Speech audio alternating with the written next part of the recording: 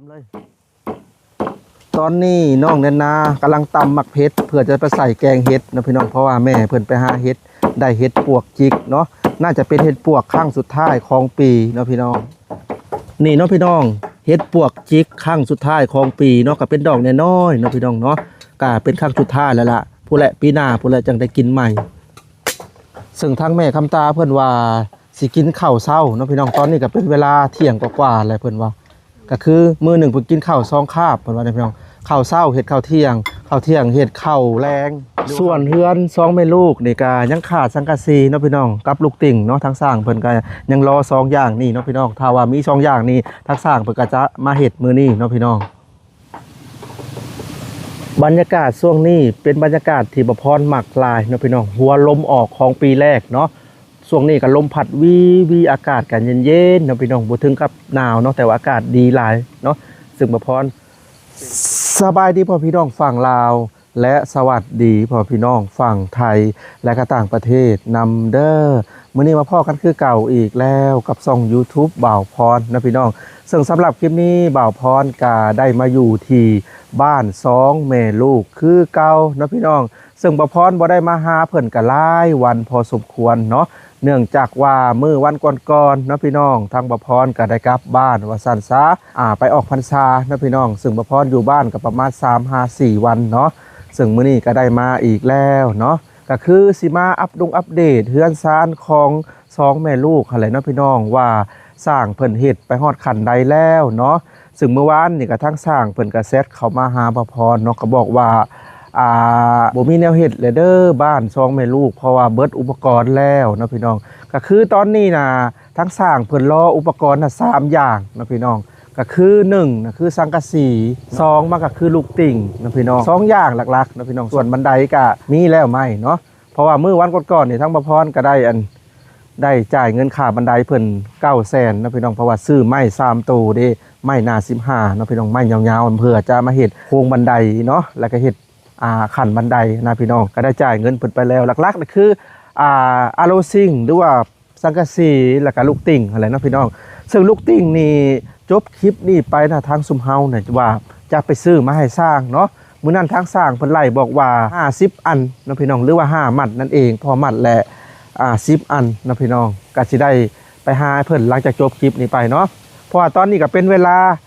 ช่วงเที่ยงๆนะพี่น้องทั้งสร้างเพิ่นก็ยังบ่ทันได้มาดอกเพิ่นก็ว่าเบิดอุปกรณ์การเฮ็ดแล้วเพิ่นก็เลยบ่มาเนาะนี่แต่ว่าทางซุมเฮานี่สิไปซื้อลูกติ่งมาไว้ให้เพิ่นก็มื้อนี้ก็สมมุติว่าเพิ่นมาก็น่าจะใส่ลูกติ่งแล้วมื้อนี้เนาะพี่น้องแล้วมื้อต่อไปก็เรื่องสังกะสีนั่นแหละเนาะพี่น้องเพราะว่าทางซุมเฮานี่ยังขาดงบอยู่เพราะว่ามื้อวันก่อนน่ะทั้งบ่าวพรกับบ่าวน้อยก็ได้โทรไปสอบถามห้านที่ขายอะลูซิงอะไรเนาะห้านหนึ่งเพิ่นก็บอกว่า12 ล้านกว่าห้านหนึ่งเพิ่นก็บอกว่า11 ล้านกว่านะพี่น้องและยังอีกห้านหนึ่งทางซุมเฮาจะโทรไปสอบถามเนาะพี่น้องเพราะว่าทางบ่าวน้อยนี่มีงบแค่5 ล้านเนาะแล้วก็ทางบ่าวลาก็มี4 ล้านกว่านะพี่น้อง4 ล้านกว่าก็เป็นเงินค่าส่งค่าสร้างนั่นแหละทางซุมเฮาก็จะสมทบซื้อสังกะสีก่อนนำบ่พอก็จะเหลือ2 ล้านนะพี่น้องก็สิสมทบนี่แหละส่วนค่าสร้างยังบ่ทันมีเนาะเอ้านะพี่น้องเดี๋ยวบ่พรสิพาเบิ่งเฮือนซานแล้วก็เข้าไปสอบถามทางครอบครัว2 แม่ลูกและเล็กน้อยเนาะเอานะพี่น้องบรรยากาศก็ลมพัดวีเนาะซึ่งบรรยากาศนี่บ่พรมักหลายนะพี่น้องหัวลมออกเลยเนาะซึ่งพายุก็น่าจะวิทย์ไปละบ่หรือจังใดนะพี่น้องชาวไร่ชาวนาก็พากันม่วนช่วงนี้เพราะว่าพายุผ่านไปแล้วเพิ่นก็สิได้เกี่ยวข้าวเกี่ยวน้ำกันนะพี่น้องลมพัดกอไม้ไผ่บ้านนะพี่น้องเด้ซึ่งบรรยากาศตรงนี้เป็นบรรยากาศที่บ่พรมักสุดๆนะพี่น้องลมหนาวจะเข้ามาแล้วถือแบบว่าไปทางใดก็โอ้ม่วนนะพี่น้องยามนี่เดี๋ยวแวะเบิ่งเฮือนซานของเพิ่นก่อนก็ถือว่านี่แหละก็คือเพิ่นรอสังกะสีแล้วก็ลูกติ่งนะพี่น้องทางสร้างเพิ่นเฮ็ดแอมเรียบร้อยเนาะเดี๋ยวพาเลาะเบิ่งข้างล่างก่อนรอสังกะสีกับแป้นล้มนะพี่น้อง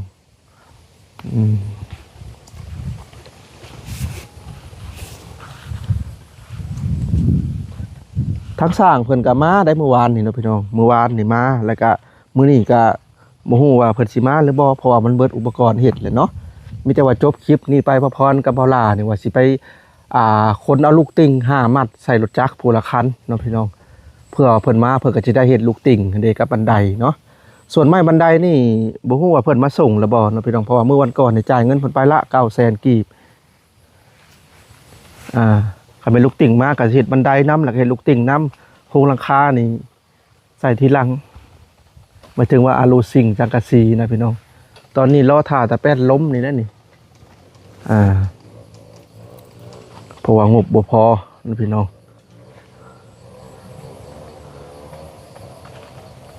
กินทางกันเลยพี่สบายดีได้เมนูอย่างละกินปลาปิ้งปลาเลย บ้านน้องนาบ้านน้องเน้นนาเอิ้นปลาอีหยังน้อนี่ปลาขาวมันบ่บางคนก็เอิ้นปลากระบอกกระเบกปลาสูตรก็ว่ากันไปปลาน้ำเซหรือน้ำคลองนี่เนาะแซ่บบ่น้องนานาแซ่บปลานี่กระทั่งบ่ล่าซื้อมาจากตลาดให้เพิ่นเข้าเพิ่นก็นึ่งบักหลายๆนึงเนาะพี่น้องเข้าก็เพิ่นนึ่งเพื่อทีมงานนํเพื่อว่าสุมเฮาอันน่ะอยากกินเพิ่นก็นึ่งเพื่อมื้อนี้วันศุกร์คือบ่เห็นพากันไปโรงเรียนเขาพักวันจันทร์จังได้เข้าโดยเหตุผลที่เพิ่นพักในงานอีหยังบ่ฮู้พักมาจากมื้อนะแต่วันพุธพุธโดยปาตุเนาะพี่น้องหรือว่าขาดครูอาจารย์บ่หรือจังได๋เพิ่นว่าจังได๋ครูอาจารย์เพิ่นจันทร์ไปบุญชูเฮือฝากไปบุญชงเฮือโอ้ก็คือวันหยุดเนาะพอเป็นวันประเพณีชงเฮือแล้วเพิ่นก็หยุด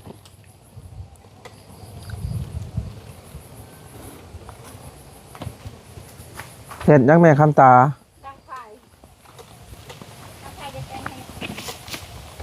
ดังไผ่เผื่อจะแกงเฮ็ดปวก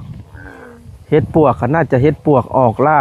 บ่แม่นล่าสุดก็คือช่วงสุดท้ายแหละเป็นเฮ็ดปวกจิกเนาะก็เจ้าเอิ้นเป็นเฮ็ดปวกจิกยามนี้ก็ชาวบ้านก็พากันไปเกี่ยวข้าวกันแล้วผู้จ้างเขาจักวันเท่าใดสิทางพี่วันละ100,000กีบก็ถือว่ายังถูกอยู่เนาะบ้านข่อย150,000กีบอยู่พี่100,000กีบพี่น้องเอ้ยเมื่อวานนี่สร้างเพิ่นก็มาเนาะ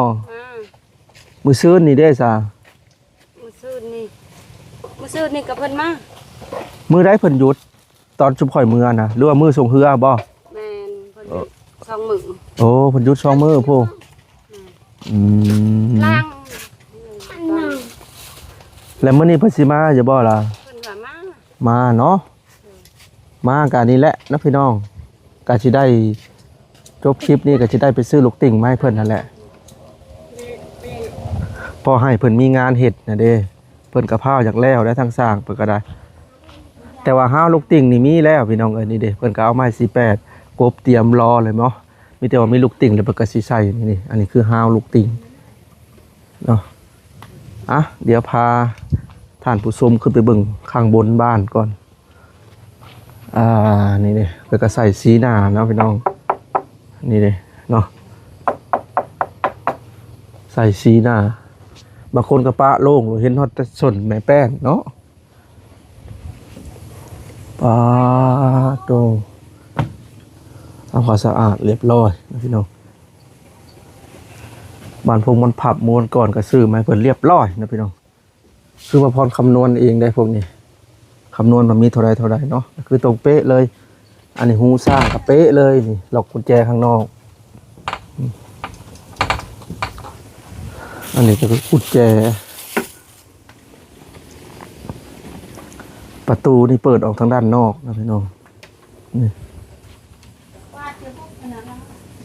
โอ้ใส่เรียบร้อยก่อนล็อกขันห้องเรียบร้อยแล้วพี่น้องอันนี้เปิดกระขันเป็นรวงยาวเนาะมอเตอร์ไซค์เป็นรวงนอนแบบนี้เรียบร้อยคันเป็นห้องไผ่ห้องลาวพี่น้องเอ้ย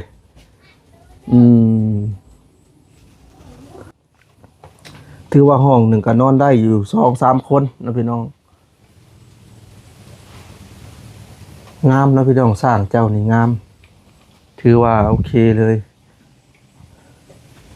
แต่ว่าเวลาแบบสมเฮามีงานใหม่ หรือว่าสร้างบ้านหลังใหม่เนาะสมเฮาก็สิเอาเพิ่นนี่แหละนะพี่น้องเพราะว่าโอเค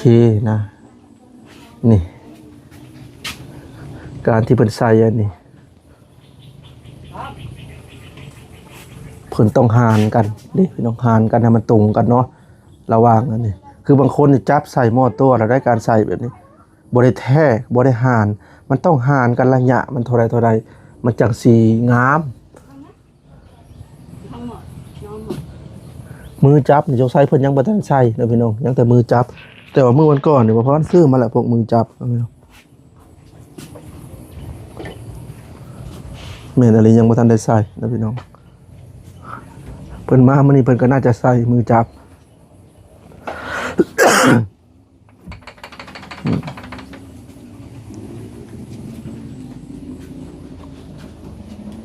ประตูล็อกมาขักพี่น้องเอ้ยแจบดีงานใหม่ซับนี่ละทางด้านนี้เพิ่นก็เฮ็ดเป็นสิเนาะ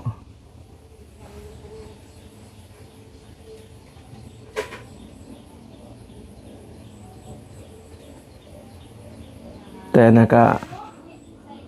บัดแล้วมันปกติเกียนแล้วมันเป็นระเบียบพี่น้องเอ้ยเป็นหลอกไผ่หลอกมันนี่แหละเนาะพี่น้องยังตะขาดสังกะสีนี่แหละ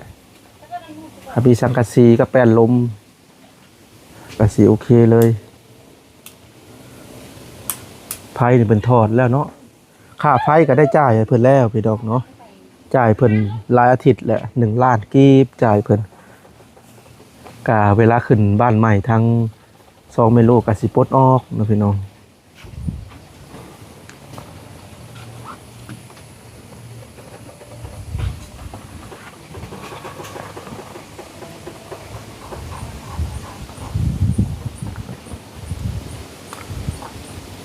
แต่อันนี้ก็เป็นสีหน้านะพี่น้อง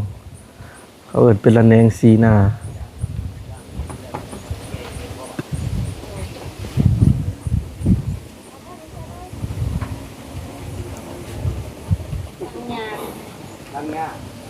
นี่เนาะ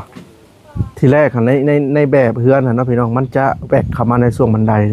มันจะย่นพวกสายหลังคาย่นเข้ามา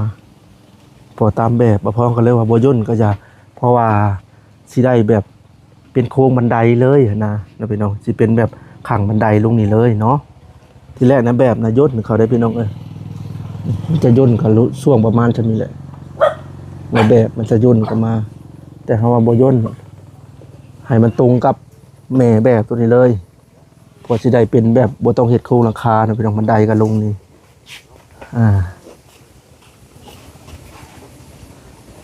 แต่ว่างบในช่องของคมพรยังเหลืออยู่2 ล้านกีบเด้อสำหรับเฮือนแม่คำตานะพี่น้องก็คืองบทั้งผู้ใหญ่ใจดีทั้งช่องบ่าวสัญญาและสมทบเขามันหลายอาทิตย์ก่อน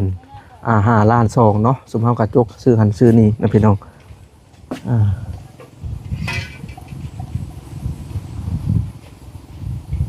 บรรยากาศมาบัดนี้ถือว่าเพิ่นเกี่ยวแล้วแหละตัวที่มันสุกเนาะ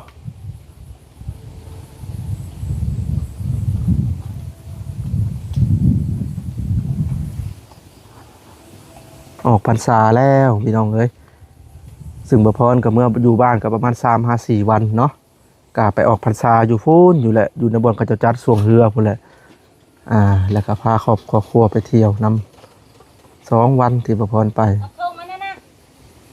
และก็มื้ออื่นเนาะพี่น้องมื้ออื่นก็เป็นมื้อขึ้นบ้านใหม่ของน้องตุ้ยเนาะซึ่งบ่พรก็รับหน้าที่สั่งอาหารก็คือขนมจีนนะพี่น้องและก็พวกหวานน้ำหวานเนาะก็สิเอางบทางเอื้อยบัวเอี่ยมซื้อนะพี่น้องแล้วก็งบทางไอเพชรเนาะสมทบกันค่าอาหารมื้ออื่นเนาะทางสมภารก็สิตื่นแต่เด็กๆมื้ออื่นเอาเนาะพี่น้องเดี๋ยวพอลงไปข้างล่างก่อน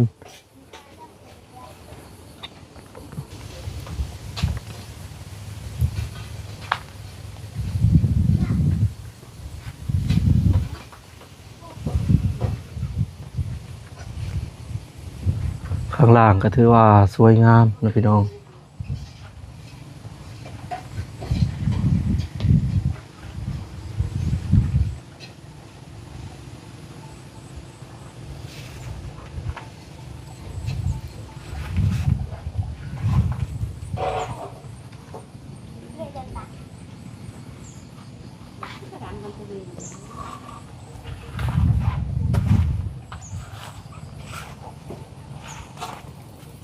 นี่เนาะบอนกุกเสาเพิ่นก็ใส่เขาเอิ้นไปจังบัวเนาะเป็นบัวไม้นะพี่น้องตัวนั้นก็ใส่คือใส่ใจเรื่องตัวนี้นำนะพี่น้องเอิ้นบัวไม้นี่คือบางคนก็จะบ่ได้ใส่ตัวนี้ก็จะเห็นแบบร้อนๆกุกเสาแต่ว่าเฮือนซองแม่ลูกนี่บ่ฮู้ว่าสิได้ทาสีหรือบ่นะพี่น้องเพราะว่างบนี่ก็บ่มีเนาะถ้าว่าผู้ใหญ่ใจดีอยากสมทบเข้ามาเรื่องสีก็ยินดีหลายๆเด้อพี่น้องทางซุมเฮานี่ก็อยากให้เฮือนเปิดทาสีขนาดกำลังดีได้เฮือนเพิ่นนะพี่น้องถ้าว่าทาสีนี่มันก็สิแบบว่าทนแดดทนฝนกันพวกมอดเนาะพี่น้องเพิ่นก็ใส่สุกจุดเนาะเป็นไม้ดิบนะพี่น้องการที่เทือนของเพิ่นนะถ้าเวลาหลายเดือนไปดิมันก็จะเหี่ยวแล้วก็จะมีการซ่องเว้าซ่องโวเป็นเรื่องปกติเด้อพี่น้องเนาะ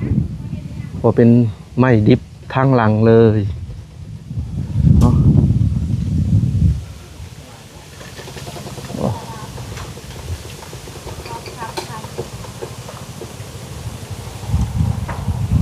บรรยากาศลมพัดวอยเสียงไม้ผ้าบ้านลมพัดโอ้ยคิดฮอดบรรยากาศโซนยังน้อยแล่นว้าวอ่ะคนใหม่ๆแล้วเดี๋ยวแวะมาเฮือนครัวเพิ่นก่อน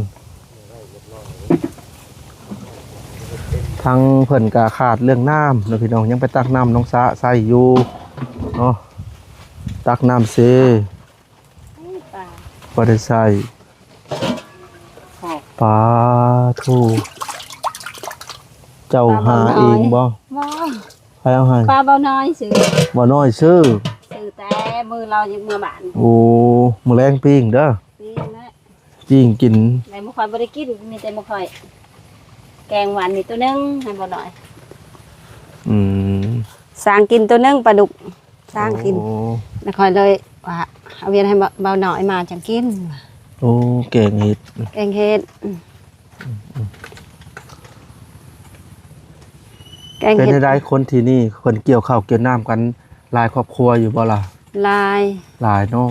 เอาดาวผู้ถือน้อยก็อยากแล้วเลยเด้ ผู้ใดใส่ข้าวดอนี่ก็ถือว่าอยากแล้วไว้ก่อนหมู่เนาะ โดย โอ้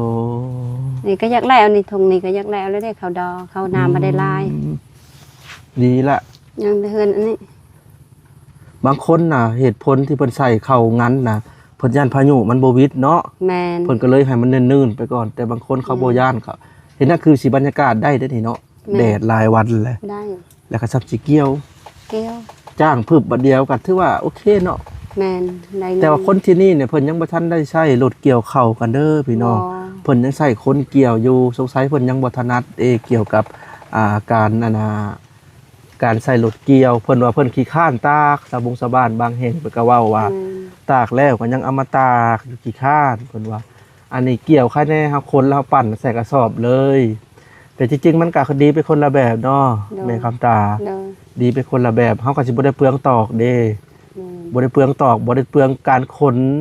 แม่น อันน่ะก็ใส่รถแล้วแก่มาเลยเนาะ แม่น มีแต่ท่าตากอย่างเดียวก็ดีสบายไปคนละแบบบ่พรบ่ใส่รถเกี่ยวเข้าวนี่ก็โยคือว่าสบายได้บ่พรว่า สบายค่ะเขาขี้คร้านอยากตากเขา ตัวนี้แหละเขาขี้คันตากนะ นี่มีแต่คนเขาลานแล้วก็ผาดเขาปั้นอันนั้นก็ขึ้นเราเลย อืม แม่นสักนะมาจะน้อยจังไสดิละ ปะในคุนี่คุตัว มาแต่เอาพักเขาเอิ้นพักหะบ่ ผักมหาผัก พักหมักหะ แมน หมักหะมะละขี้หนุกหะบ่ แมน อืม เราลุมเฮาเอิ้นกะผักสไลด์ หักสไลด์ แมน ขม แมน ๆบางคนก็กินกับแกงหน่อไม้เนาะ อันใส่ได้ อืม พี่ช่างอันนี้ค่ะ แกงเฮ็ดสิกินข้าวเที่ยงบ่หรือว่า กิ ข้าวน แลง ข้าวเช้า ยืมกันหน่อย ปอกินข้าวเช้า ยืมกันหน่อย ตอนนี้ก็เป็นเวลาเที่ยงเลยนะพี่น้อง จังโมงเลย 12 โมงเลย หรือกินข้าวเช้าเลย ไปจะ ข้าวเช้าเฮ็ดข้าวเที่ยง ไป ข้าวเที่ยงเฮ็ดข้าวแลงเนาะ โดย กินซองคาบ โดย ถ้าสิให้ดีนะแม่คำตาข้าวเช้านี่กินข้าวเที่ยงนี่กินข้าวแลงนี่บ่ต้องกิน คือดีสุดตัวนี้ โดย เพราะว่าเฮ็ดได้จังหวะสั้นเพราะว่า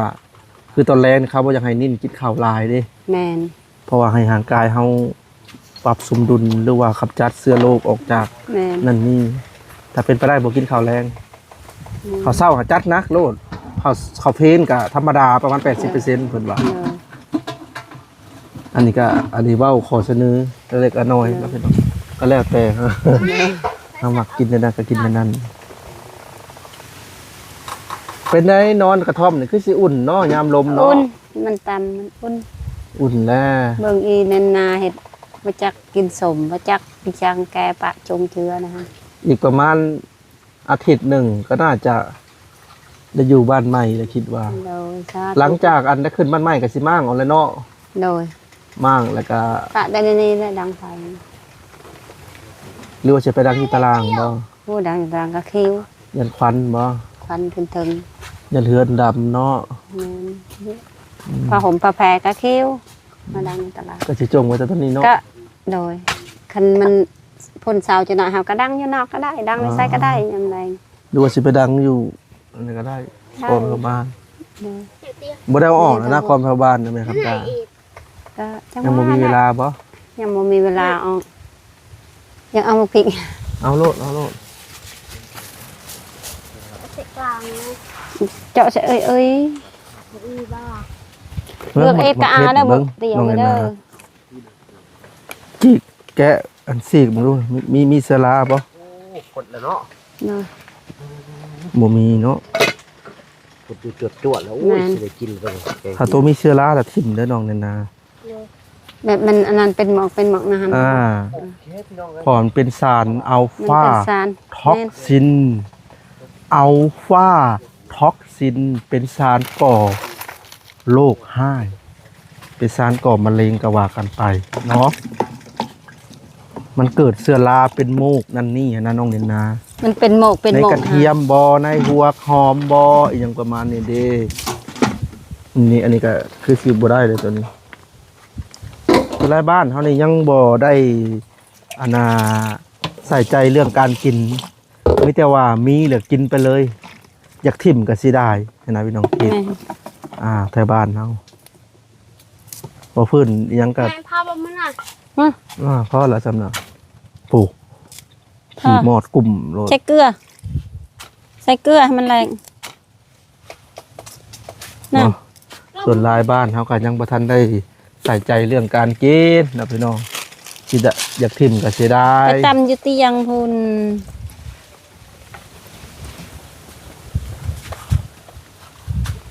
ตำอยู่กับที่ยัง เอาล่ะพ่อพี่น้อง ตอนนี้ก็มาฮอดช่วงท้ายคลิปแล้วเนาะซึ่งสำหรับคลิปนี้ก็มาอัปเดตเฮือนซาน2แม่ลูกเนาะพี่น้องเนาะเฮือนซาน2แม่ลูกก็ยังรอแต่สังกะสีนะพี่น้องแล้วก็ลูกติงเนาะถ้าว่ามี2อย่างนี่ทั้งสร้างเพิ่นก็สิได้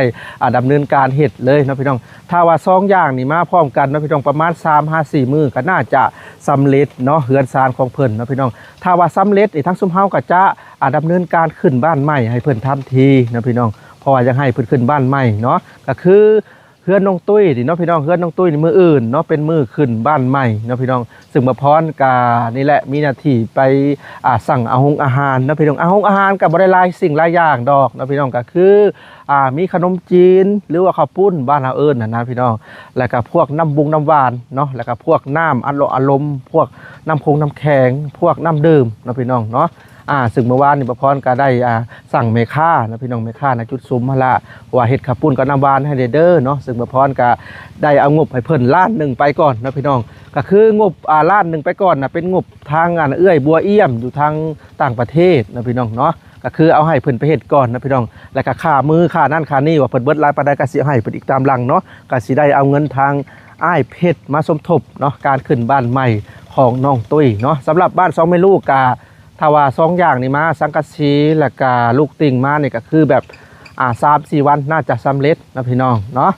เอานะพี่น้องสำหรับคลิปนี้บ่พรก็สิได้ขอตัวจบคลิปเพียงส่ำนี้ก่อนนะพี่น้องก็มีแต่ว่าติดตาม EP ต่อไปเด้อเนาะเอาไปก่อนเด้อพี่น้องสบายดีและสวัสดีเด้อ